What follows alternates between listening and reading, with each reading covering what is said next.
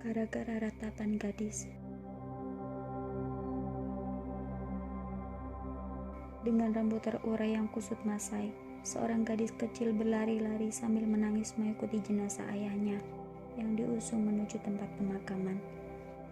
Melihat iring-iringan jenazah lewat depan rumahnya, Hasan Al-Basri yang duduk di depan pintu bangkit dan bergabung dalam iring-iringan itu.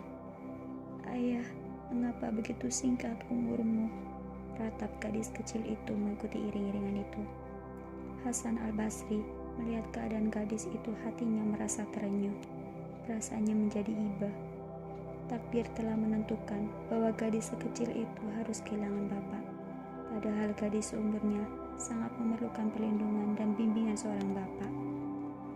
Esok harinya, ketika Hasan Al-Basri kembali duduk di muka pintu seperti hari kemarin, gadis kecil itu lewat lagi. Gadis itu berlari-lari kecil sambil meratap dan menangis menuju makam ayahnya. Hal itu membuat Hasan Al-Basri mengikutinya dari belakang. Ia ingin tahu apa yang akan diperbuat oleh gadis kecil itu. Setiba di pemakaman, Hasan Al-Basri melihat gadis kecil itu memeluk makam ayahnya. Pipinya diletakkan di atas gundukan tanah sambil meratap-ratap. Dari persembunyiannya, Hasan Al-Basri selalu mengikuti apa yang dilakukan gadis kecil itu, dan ia mendengar apa yang diucapkannya. "Ayah, malam ini engkau sendirian, terbaring dalam kegelapan kubur, tanpa lampu penerangan dan penghibur.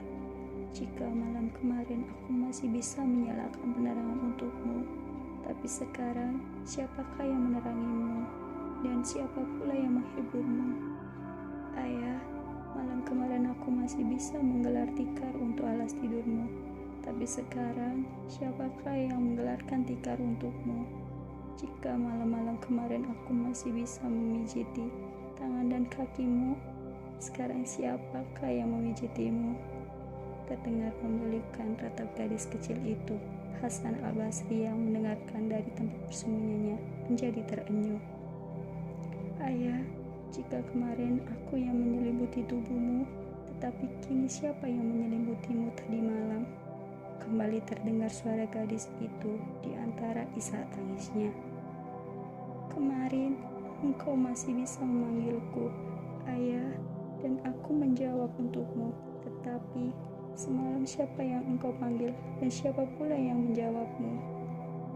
Ayah, jika kemarin engkau minta makan dan aku yang melayani, apakah kau semalam minta makan dan siapa pula yang melayanimu? Dulu aku yang selalu memasakkan makanan untukmu, tetapi kemarin siapa yang memasakkan untukmu?" Karena tak tahan mendengar ratapan-ratapan mengharukan gadis kecil di atas makam ayahnya, Hasan Al-Basri keluar dari persembunyiannya dan mendekati gadis itu. Tak terasa air matanya menetes jatuh karena haru. "Anakku, janganlah kau mengucap seperti itu," kata Hasan Al-Basri. Setelah berusaha menenangkan hati gadis kecil itu, "Seharusnya ucapkanlah kata-kata seperti ini. Ayah, kau telah kukafani dengan kain kafan yang bagus. Masihkah kau memakai kain kafan itu? Dan kata orang saleh bahwa kain kafan orang yang telah meninggal ada yang diganti dengan kain kafan surga, dan ada pula yang dari neraka. Kain kafan dari mana yang ayah kenakan sekarang? Ayah, kemarin aku telah meletakkan tubuhmu yang segar bugar dalam kubur. Masih bugarkah tubuhmu hari ini?" Gadis kecil itu terus saja mendengarkan ucapan yang dicontohkan Hasan Al-Basri tanpa henti. "Ayah, orang-orang alim mengatakan bahwa semua hamba besok ditanya tentang imannya. Di antara mereka ada yang bisa menjawab, tetapi ada juga yang cuma membisu.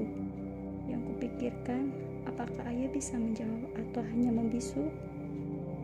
Ayah, katanya bahwa kuburan itu bisa dibuat menjadi luas atau sempit.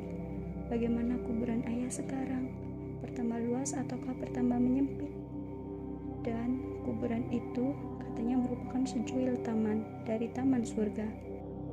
Tetapi bisa juga merupakan sebuah lubang dari lubang neraka. Yang menjadi pikiranku, bagaimana kuburan ayah sekarang? Taman surga ataukah lubang neraka? Ayah, katanya bahwa liang kubur bisa menghangati mayat dengan memeluknya seperti pelukan ibu terhadap anaknya. Tetapi bisa juga merupakan lilitan erat yang meremukkan tulang-tulang. Bagaimana keadaan tubuh ayah sekarang? Jangan-jangan ayah terhimpit lubang kubur.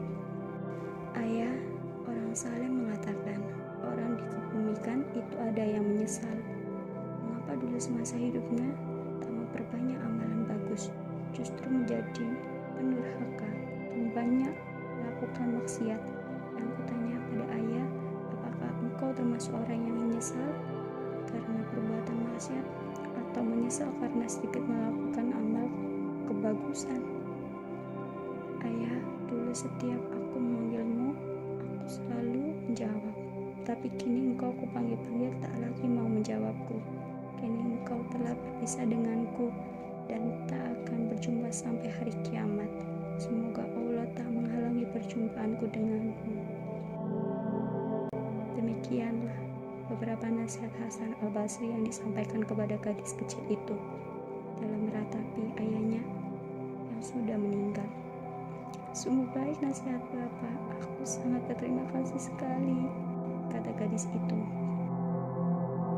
Kemudian Hasan Al-Basri mengajak gadis itu pulang, meninggalkan kuburan ayahnya.